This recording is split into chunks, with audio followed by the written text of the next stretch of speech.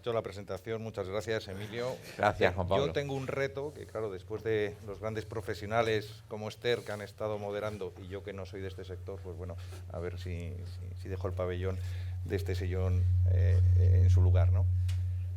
Bueno, tenemos una mesa que trata de temas, yo creo que muy actuales, de hablar de descarbonización, hablar de sostenibilidad, y me vais a perdonar, Carmen, David y Mario, como ha hecho ya la presentación y tenemos poco tiempo.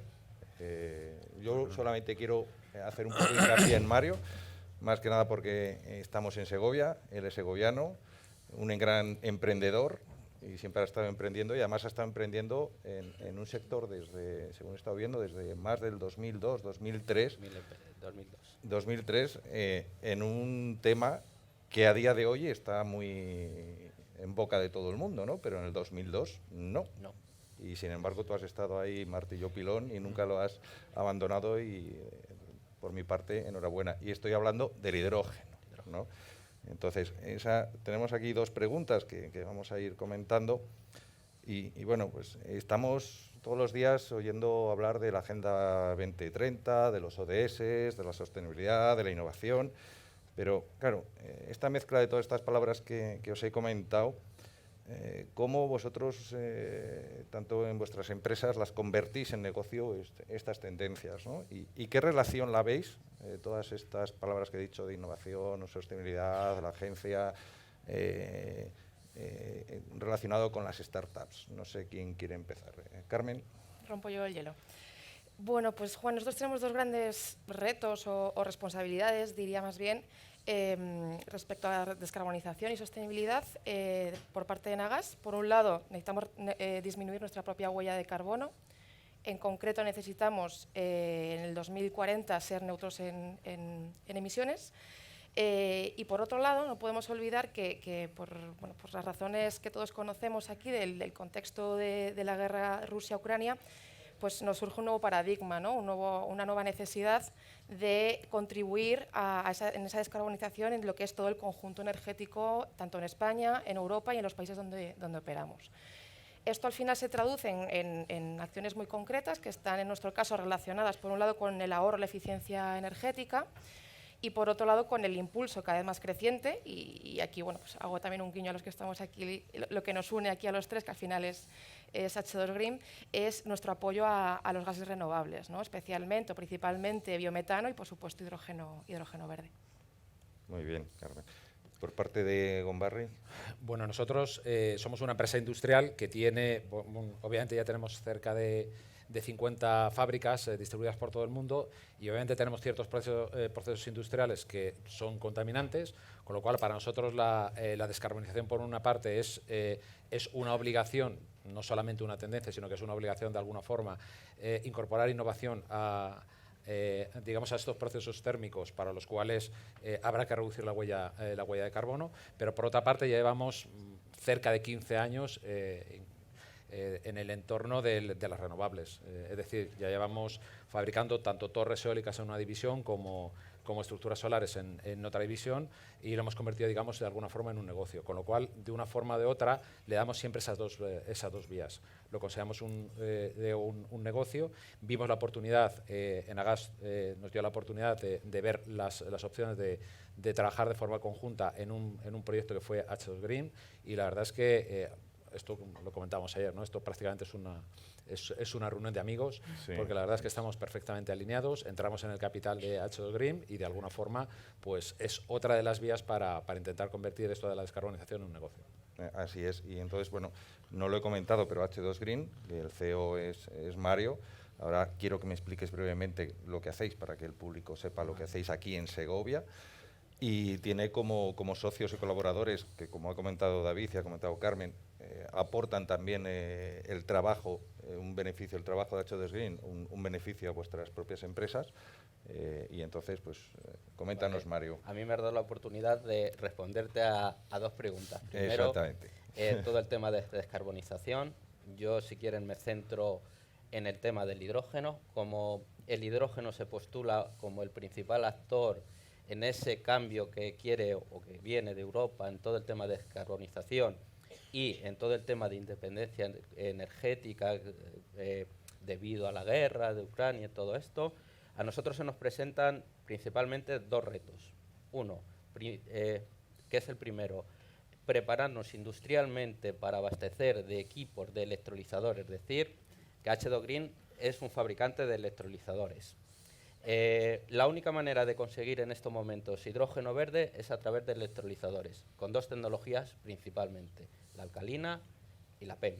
Nosotros hacemos electrolizadores PEM, como te decía. Esto con electrólisis. Con ¿no? electrólisis. Que yo no soy... Exactamente, yo no sé si polo, hay... polo positivo, polo polo negativo, y se divide agua, el agua en agua y en... se separa.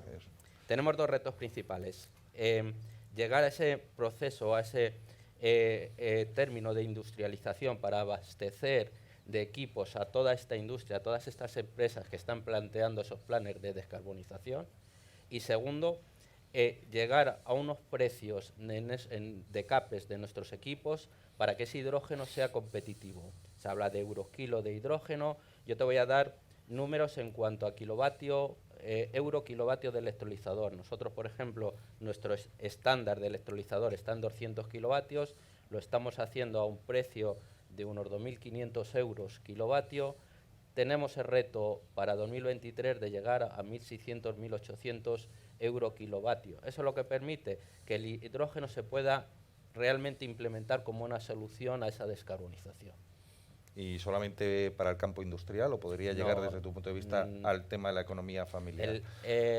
El tema de consumo de hidrógeno in situ o familiar le queda un tiempo todavía. Yo lo comparo muchas veces con el camino que siguió la solar. La solar se planteó de una manera industrial y ahora está llegando a los hogares. El hidrógeno va a seguir el mismo camino. Primero se va a plantear de una manera industrial, grandes plantas o producción en plantas industriales, producción de hidrógeno in situ, y luego poco a poco llegará a los hogares. Esperemos. Yo soy un creyente total del hidrógeno, también desde hace muchos años.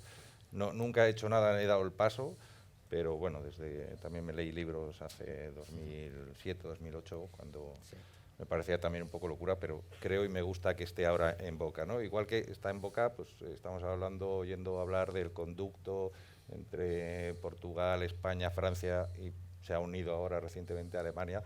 Y bueno, esto yo creo que representa también unos retos, ya Mario nos ha introducido un poco, retos del hidrógeno, de cómo puede ir implementándose. Y vosotros, desde vuestras empresas, ¿qué retos veis de la introducción del hidrógeno en toda la cadena, desde el transporte, el uso, la producción? ¿Cómo lo veis? Carmen. O David. Si quieres. No, sin problema. A ver, nosotros vemos, como hemos comentado un poco, ¿no? Nosotros vemos al hidrógeno como un reto, como una solución a nuestros retos de descarbonización y, por otra parte, como un negocio. Para que se llegue a implementar a día de hoy, la verdad es que a cualquier estudio que hagas de voy a implementar un electrolizador en una de nuestras fábricas, de hecho tenemos un proyecto piloto en una de nuestras fábricas, la verdad es que no te salen los números ni en CAPEX ni en OPEX, es decir, tienes que hacer una gran inversión y, sin embargo, cuando además tienes que incorporar, tienes que generar ese hidrógeno, tienes unos consumos eléctricos elevados, con lo cual, de una forma u otra, va a ocurrir, o lo que estamos un poco vislumbrando es que va a ocurrir lo mismo que lo que ha ocurrido sobre todo ha hecho mención Mario a la solar, y es lo que va a ocurrir. Es decir, los precios de solar se han reducido pues una barbaridad en los últimos 10 años, sí. A menos de la mitad, ¿no? Y se ha mejorado la tecnología en la producción de las placas. Por una parte la mejora tecnológica, pero por otra parte, en el momento que tú haces una determinada inversión, esa inversión, en el momento que tú seas capaz de haberla amortizado, obviamente se va a reducir el impacto que puede tener en CAPEX. Y después hay una cuestión que además, bueno, en el entorno lo conocemos bastante bien, y es que cuanto mayor sea el equipo, lo que es el impacto de la escala es bastante relevante.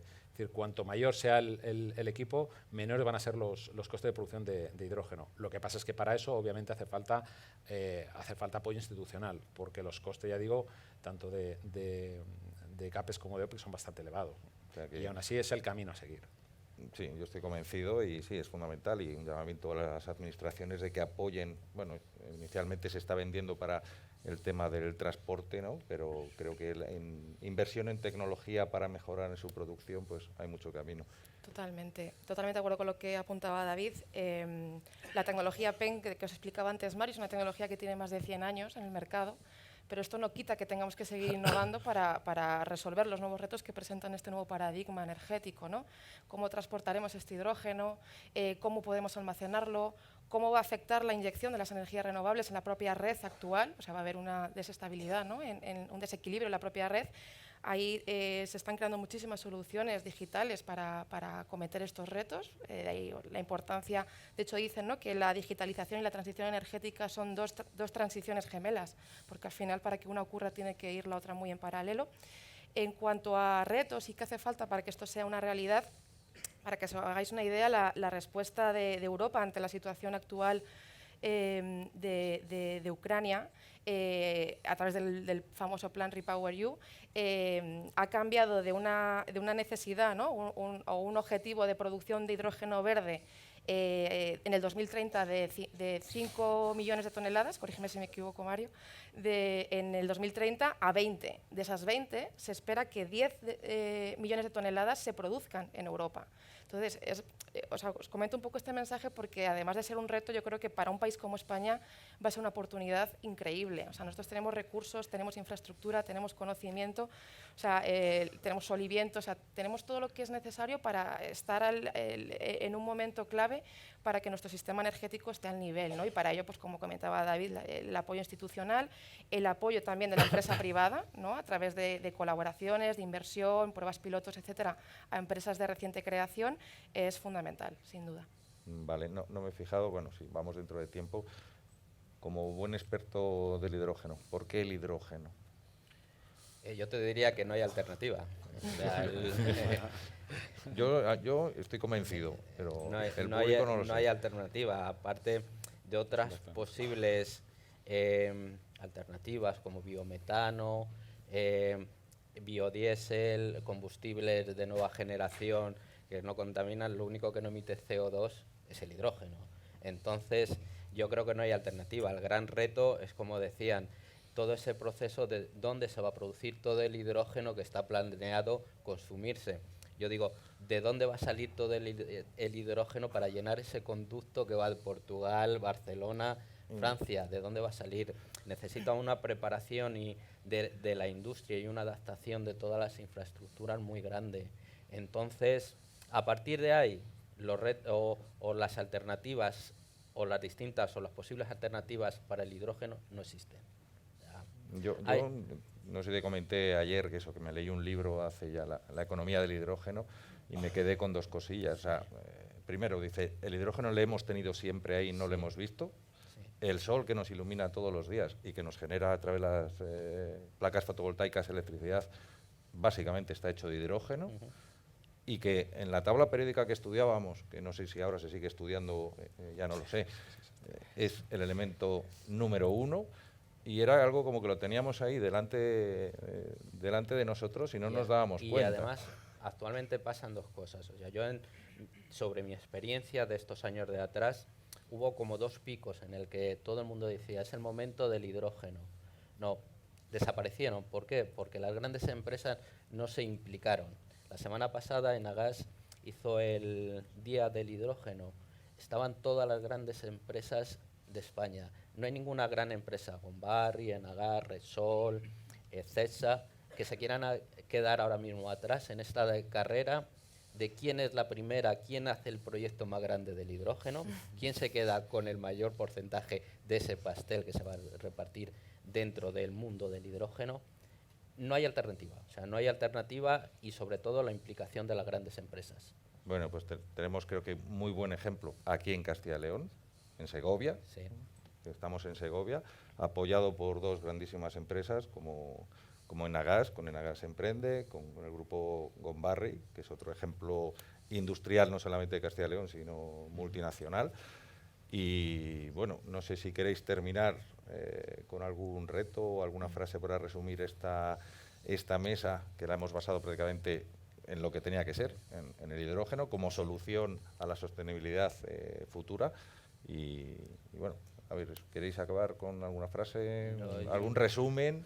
Yo O diré damos... una cosa al respecto de la última pregunta que has hecho, que es una reflexión que estuvimos haciendo ayer también los tres, cuando estuvimos hablando, y es que ha llegado un momento en que antes había, hasta hace relativamente poco, y está cambiando mucho el ámbito de actuación de las energéticas, ya no hay empresas de oil and gas y empresas eléctricas.